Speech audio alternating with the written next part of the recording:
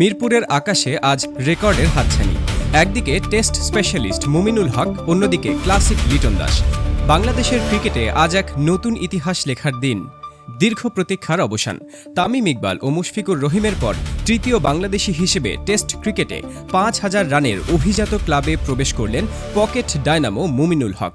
শুধু তাই নয়, টানা ৫টি টেস্ট ইনিংসে 50+ স্কোর করে তিনি ছুঁয়ে ফেলেছেন তামিম ইকবালের রেকর্ডকেও। মুমিনুল আবারও প্রমাণ করলেন কেন তাকে বাংলাদেশের টেস্ট ক্রিকেটের প্রাণভোমরা বলা হয়। তার এই অদম্য ধারাবাহিকতাই আজ তাকে নিয়ে গেছে এক অনন্য উচ্চতায়। উৎসবের আমেজ আরও বাড়িয়ে দিলেন লিটন কুমার দাস। প্রথম বাংলাদেশি ক্রিকেটার হিসেবে বিশ্ব টেস্ট চ্যাম্পিয়নশিপ বা WTCতে ২০০০ রানের মাইলফলক স্পর্শ করলেন এই স্টাইলিশ ব্যাটার। বিশ্বমঞ্চে লাল সবুজের ব্যাটারদের আধিপত্য এখন স্পষ্ট। এক প্রান্তে মুমিনুলের অবিচল প্রতিরোধ আর অন্য প্রান্তে লিটনের শৈল্পিক ব্যাটিং।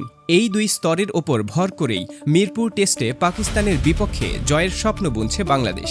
রেকর্ড তো হলো, এবার অপেক্ষা এক ঐতিহাসিক জয়ের। মুমিনুল ও লিটনের এই দুর্দান্ত কীর্তিতে আপনি কতটা রোমাঞ্চিত? কমেন্টে আমাদের জানান। ক্রিকেটের সব লেটেস্ট আপডেট পেতে আমাদের সাথেই থাকুন। ধন্যবাদ।